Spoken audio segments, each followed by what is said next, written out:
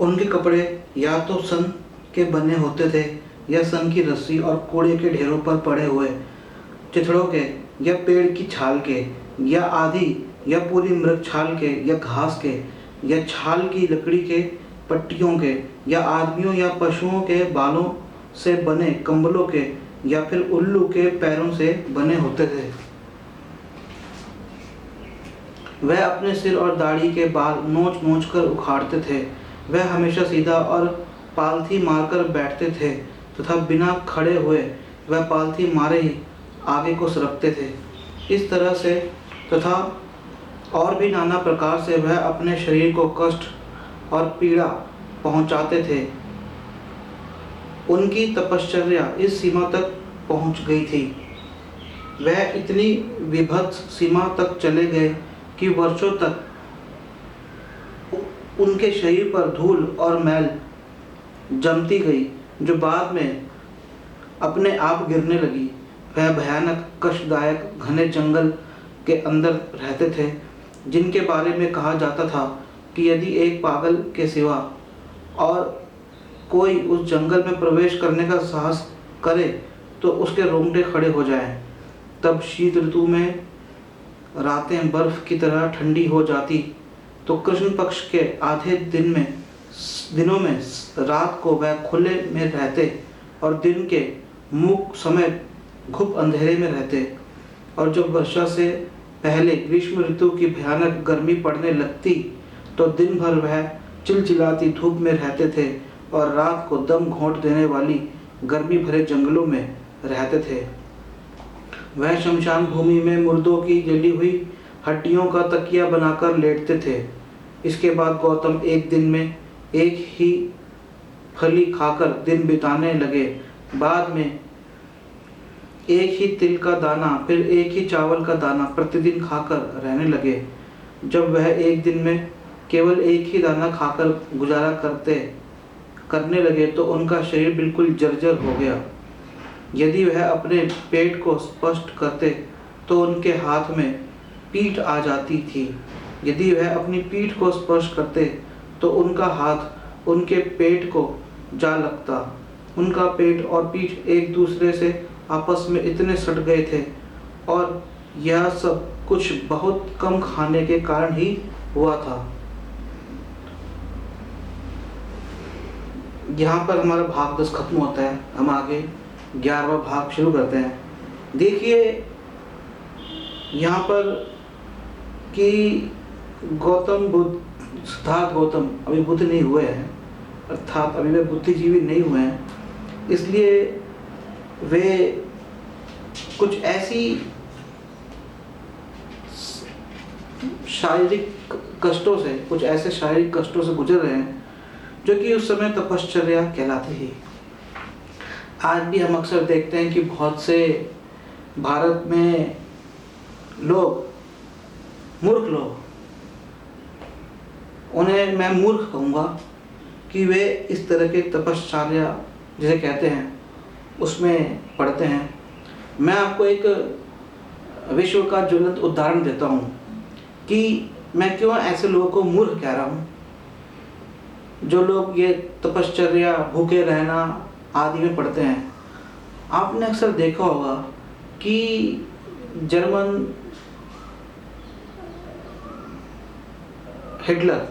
Germany के जो Hitler हुए हैं, उन्होंने ज्यूस को पकड़ कर जेलों में भरा था और बहुत कम खाने के लिए दिया था।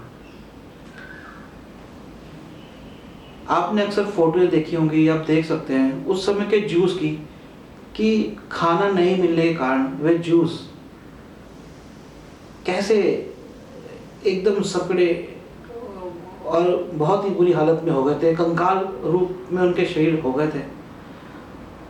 अगर वाकई में कुछ तपश्चर्या जैसी कुछ चीज होती कि आप भूखे रहिए, आपको कुछ मिलेगा, तो जिन लोगों को हिटलर ने पकड़कर जेलों में डाला था, कंसंट्रेशन कैंप्स में डाला था, क्या वे कुछ इस तरह की प्रक्रिया नहीं कर सकते थे जिससे वे भूखे रहते? और भूखे रहने पे उन्हें कोई बहुत स्वर्ग मिल जाता।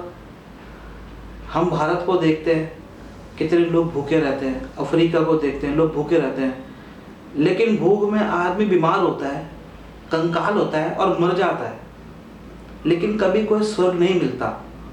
तो इसलिए ऐसी मूर्खों वाली बातों में आपको बिल्कुल भी नहीं पड़ना है। कोई आपसे कहे कि व्रत रखिए, भूखे रहिए, तपस्या करिए, ये करिए, वो करिए, इससे कोई स्वर्ग मिलेगा या आपके कोई साधन पूरे होंगे, तो आप ऐसे व्यक्ति की बातों में बिल्कुल ना आए। वे आपको मूर्ख बना रहा है, खुद भी मूर्ख है। उससे कहिए तू खुद एक काम कर, एक ना तो पानी पी ना कुछ खा, और अगर कोई स्वर्ग मिलता है तो भैया तू ही ले ले वो स्वर्ग। अगर कोई उससे प्रसादन तेरे होते हैं तो तू इतना भूखा रहे कि तू दुनिया का राजा तक बन जा। आप बिल्कुल भी ऐसे व्यक्ति की बातों में ना पड़े, और मेरा यह सुझाव है कि कोई इस तरह के भूखे रहने के कार्यक्रम में ना पड़े।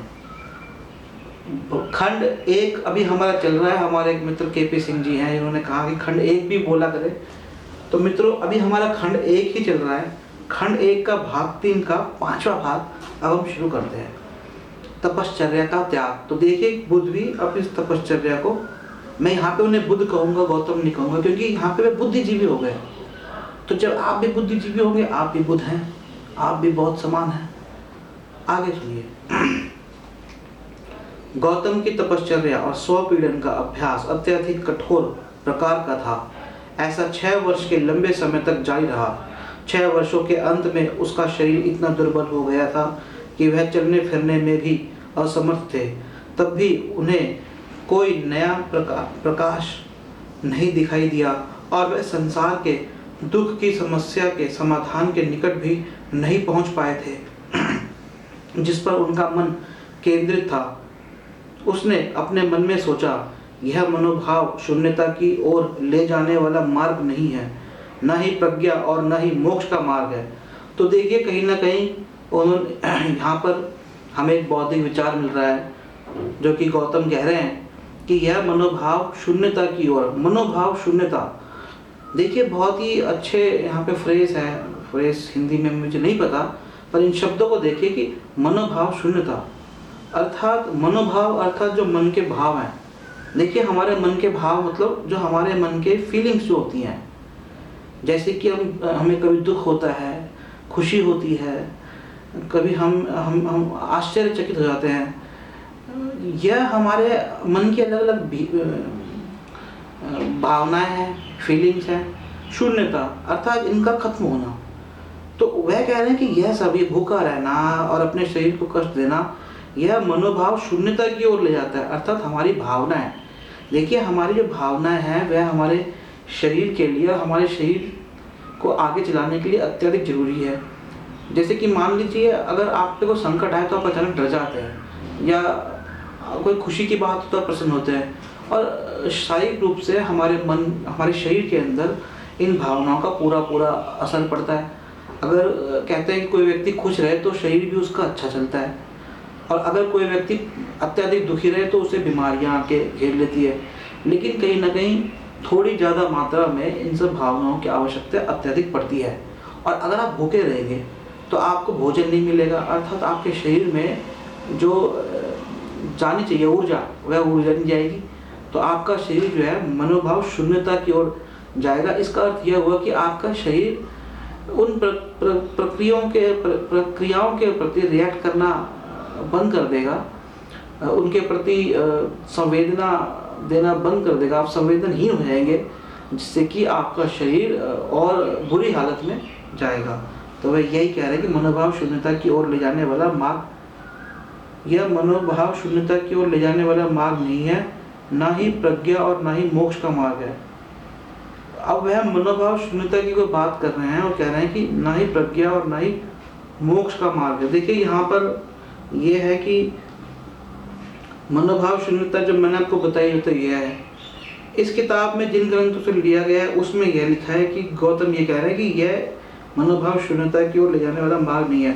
हो सकता है कि इस मनोभाव शून्यता को उस समय कोई बहुत महत्व दी जाती हो, लेकिन मेरे हिसाब से मनोभाव शून्यता यह है जो कि अच्छी नहीं है। जीवन में अगर आपके भाव अगर आप खो देंगे तो उन भावों को खोए बिना आप जीवन नहीं जी सकते। शून्यता का अर्थ ना होना ही है और कुछ नहीं है। तो इसको कोई आप हो सकता है कि गौतम के दिमाग में वह बात हो जो कि उसमें बहुत प्रचलित हो, लेकिन हम आगे देखते हैं कि गौतम आगे क्या कहते हैं। कुछ इस संसार के सुख के निमित्त कष्ट उठाते हैं, कुछ दूसरे वर्ग लाभ के निमित्त परिश्रम करते हैं। सभी प्राणी आशा के शोक में पड़कर और अपने उद्देश्य को न प्राप्त कर सुख को खोजते हुए निश्चित रूप से ही दुख में गिरते हैं। क्या मेरे साथ भी कुछ ऐसा ही तो नहीं हुआ है? मैं प्रयास कोई दोष नहीं देता जिसने आधार को छोड़कर अपना ही अलग उत्तम मार्ग खोज लिया हो।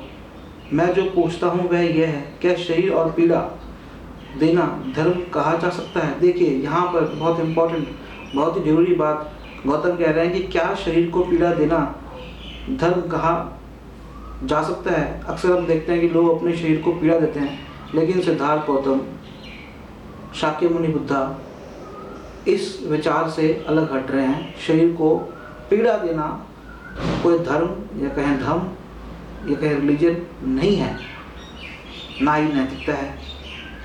तो यह एक बौद्ध सीख हमें मिलती है कि शरीर को पीड़ा देना कोई धर्म नहीं है, क्योंकि मन की सत्ता से ही शरीर या तो कार्य करता है अथवा कार्य करना बंद कर देता है। देखिए यहाँ यही बात है कि मन की सत्ता से शरीर कार्य करता है अथवा कार्य करना बंद कर देता है। मैंने आपको थोड़ी देर पहले जो मनोभाव शून्यता की बात कही थी, वह यही कह रहे हैं कि मन की सत्ता, मन साइकी हमारी जो होती है, मन ही जो हमें बताता है कि क्या करना है क्या नहीं करना है, वहाँ से भाव हमारे उत्पन्न होते हैं।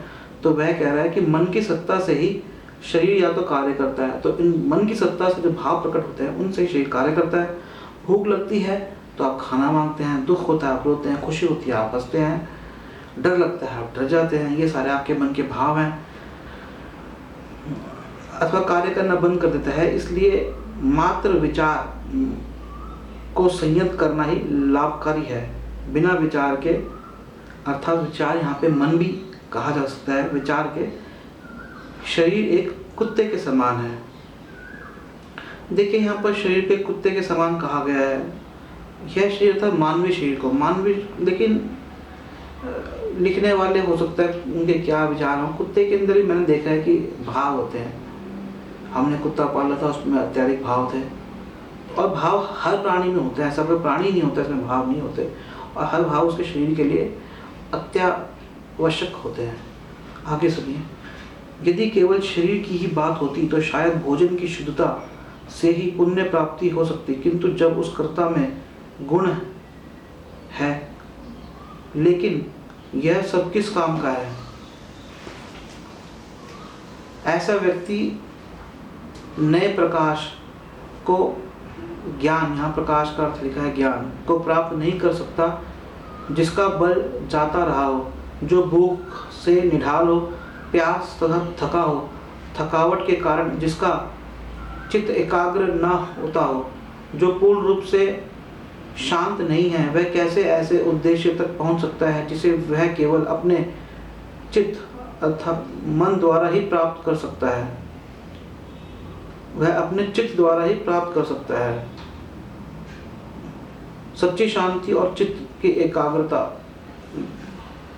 शरीर की आवश्यकताओं की पूर्ति से ही ठीक प्रकार से प्राप्त की जाती है। देखिए यहाँ पे चित्त को उन्होंने मन कहा है लेखक ने, कि सच्ची शांति और चित्त की एकाग्रता शरीर की आवश्यकताओं की पूर्ति से ही ठीक प्रकार से प्राप्त की जाती है।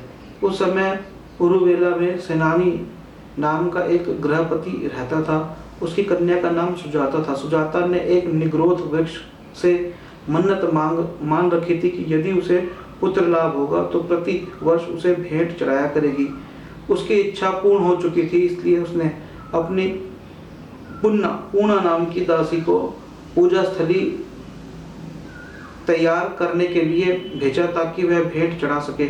गौतम को निग्रोध वृक्ष के नीचे बैठा देख पूर्णा ने सोचा कि वह वृक्ष देवता थे जो स्वयं ही वृक्ष से उतरकर नीचे आ गए थे। देखिए कितने मूर्ख लोग होते थे हमारे भारत में, और शायद आज भी है। कोई वृक्ष के नीचे बैठा है तो उसे कह दिया वृक्ष देवता, जबकि उन्होंने ऐसा कभी कुछ देखा नहीं होगा, और अब ऐसा अगर देख लिया तो कहेंगे कि हाँ हमने देखा है, जबकि गौतम यूं ही वहां पर आकर बैठ गए थे। सुजाता आई और उसने अपनी बनाई हुई खीर स्वर्ण पात्र में सिद्धार्थ नाम को अर्पित की। मैं एक बुद्धिस्ट सभा में था और वहां पर इस बात का विवरण किया गया कि सुजाता ने खीर खिलाई बुद्ध को, और उन्होंने 2-4 अपनी बातें भी जोड़ दी। तो कृपया ये ध्यान रखें, जो खीर का प्रसंग छेड़ा जाता है यह यही है कि गलती से कोई वहां पहुंची और गलती से कोई देवता समझ लिया, जो कि ऐसा कुछ था ही नहीं, और उसने खीर खिला दी।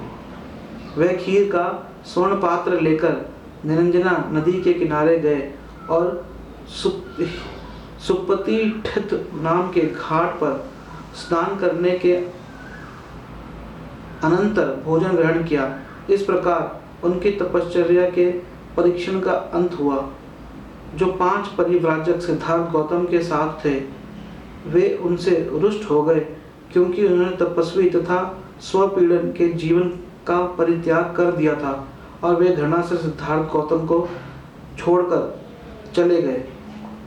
चौथा भाग, ज्ञान प्राप्ति और नए मार्ग का दर्शन। तो वह जो 5 ब्राह्मण, ये आप देख सकते हैं, वे 5 ब्राह्मण जो सिद्धार्थ गौतम को छोड़ के चले गए, आगे के भागों में वापस आ जाते हैं। चौथा भाग खंड 1 का ज्ञान प्राप्ति और नए मार्ग का दर्शन। 1 नए प्रकाश के लिए ध्यान भावना। भोजन द्वारा नई शक्ति प्राप्त करके गौतम अपने पूर्व अनुभवों पर विचार करने के लिए बैठ गए। उन्हें अनुभव किया कि अब तक के अपनाए गए सभी मार्ग विफल रहे। विफलता भी ऐसी सीमा तक थी कि वह किसी को भी पूर्ण रूप से निराश कर सकती थी। निसंदेह वह भी दुखी था, किंतु निराशा उसे छू तक नहीं पाई। वह मार्ग को पा लेने के लिए सदा आशावान थे, यहाँ तक कि जिस दिन उन्होंने सुजाता की दी हुई खीर ग्रहण की थी, उस रात उसने 5 स्वप्न देखे थे। जब वह जागा तो उसने अपने स्वप्नों की यही व्याख्या की कि उसे अवश्य ही बोधि लाभ प्राप्त होकर रहेगा। उसने अपने भविष्य का पूर्वानुमान लगाने की भी कोशिश की थी। यह उसने इस प्रकार किया कि जिस स्वर्ण पात्र में सुजाता की दासी उसके लिए खीर लाई थी, उन्होंने उस स्वर्ण पात्र को निरंजना नदी में यह कहते हुए फेंक दिया, यदि मुझे बोधि प्राप्त होने वाली है तो यह पात्र धारा के ऊपर की ओर जाए, अन्यथा नीचे की ओर जाए। सचमुच वह पात्र धारा की विपरीत दिशा में ऊपर की ओर तैरने लगा और अंत में काल नाम के नागराज के भवन के पास जाकर पानी में डूब गया। आशा और संकल्प को सुदृढ़ कर उन्होंने उरुवेला को छोड़ दिया और सायंकाल चौड़े मार्ग के साथ साथ पथ पर चलते हुए गया पहुंचे। देखिए, यहाँ तक कि गया पहुंचने तक बहुत से प्रसंग जो डाले गए हैं वह जानबूझकर डाले गए हैं। हो सकता है कि वे सही ना हो, क्योंकि बुद्ध जब अगर वो फेंक रहे थे पानी में तो वहां पर कौन था जो कि लिखा जिसने बाद में, इसका कोई प्रत्यक्ष था नहीं। तो यह सिर्फ एक कहानी को जग प्रसिद्ध और उत्तेजित बनाने के लिए ये सब चीजें लिखी गई हैं कि पानी के ऊपर वह तैरेगा या नहीं तैरेगा। देखिए, रामायण में भी देखते हैं पत्थर पानी के ऊपर तैर गए। तो पानी के ऊपर तैराना कहीं ना कहीं भारत में मनुष्य, जो भारत का मनुष्य रहा है, उसके दिमाग की कहीं ना कहीं एक जिसे कहते हैं कि एक जिज्ञासा रही है कि पानी के ऊपर कुछ तैर सकता है या नहीं तैर सकता। इसलिए इस तरह की कहानियाँ, काल्पनिक कहानियाँ वे अपने ग्रंथों में, किस्सों में डालते रहते हैं। वहाँ उन्होंने तो गया पहुँचने के बाद वहाँ उन्होंने एक पीपल का वृक्ष देखा।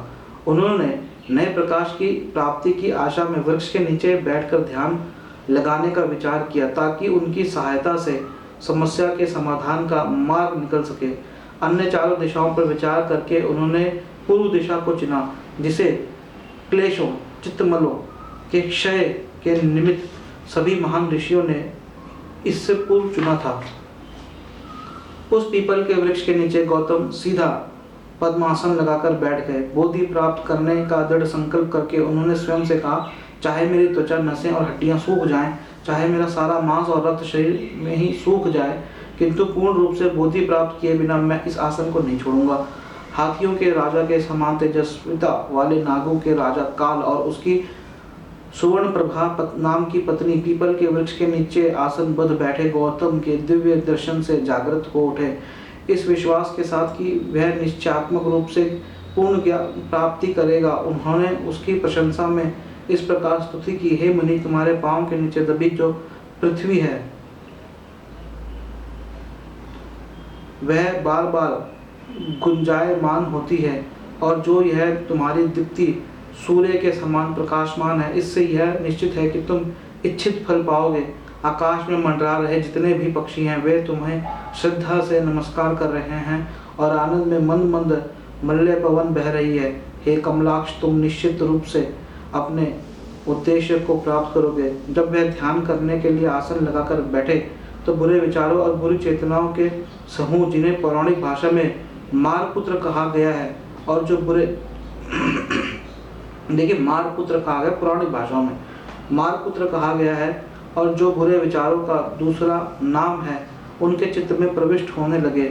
गौतम बहुत भयभीत हो गए कि कहीं वे उसको पराजित न कर दे और उसके उद्देश्य को विफल कर दे। वे जानते थे कि मन की इन बुरी प्रवृत्तियों के साथ युद्ध में बहुत से ऋषि और ब्राह्मण पराजित हो गए थे। इसलिए उन्होंने पूरा साहस जुटाया और मार को कहा, मुझ में श्रद्धा है, मुझ में वीर्य है, मुझ में प्रज्ञा है। हे मार, तू मुझे कैसे पराजित कर सकता है? चाहे वायु इस नदी के स्रोत को सुखा दे, किंतु तू मुझे मेरे दृढ़ निश्चय को नहीं डिगा सकता, जबकि मैं इतना स्थिर हूँ। जीवन में पराजित होने की अपेक्षा संग्राम में मर जाना मेरे लिए अत्यधिक श्रेयस्कर है। दूषित प्रवृत्तियाँ गौतम के चित्त में ऐसी घुसी जैसे कि कौवा किसी पत्थर को चर्बी का ढेर समझकर उस पर जाता है और निश्चित रूप से सोचता है, यहाँ मैं नरम नरम भोजन पाऊंगा और यहाँ संयोग से कुछ मीठा भी है। जिस प्रकार कौवे को वहाँ पर कुछ मीठा प्राप्त नहीं होता और वहाँ से चला जाता है, उसी प्रकार चट्टान पर आक्रमण कर रहे कौवे की तरह मन की दुष्प्रवृत्तियाँ मार नाश होकर गौतम को छोड़कर चली गई। इसके आगे का हम अगले भाग में पढ़ेंगे। देखिए यहाँ पर यही अर्थ निकल रहा है कि गौतम सूख गए, पतले हो गए, कहीं ना कहीं उनकी हालत मरने जैसी हो गई। यह हम मार का अर्थ मैं यही निकालूंगा। दुष्प्रवृत्तियाँ यहाँ पर दिया गया, दुष्प्रवृत्तियाँ क्या है क्या नहीं है उसके बारे में कुछ नहीं कहा गया है। तो इसे एक कहानी के रूप में ही ले कि जैसे कि हम देखते हैं कि बहुत से विश्वामित्र तपस्या कर रहे थे तो मेनका आ गई, यहाँ पर बुद्ध कर रहे हैं तो मार आ गए। तो एक जैसी ही कहानियाँ हैं, लेकिन अभी हमें ये कुछ बहुत शिक्षा थोड़ी बहुत यहाँ से मिली है, आगे जो मिलेगी हम उस पर ध्यान देंगे। जय भीम, जय भारत, नमो बुद्धाय। अगली कड़ी में मिलते हैं आपसे।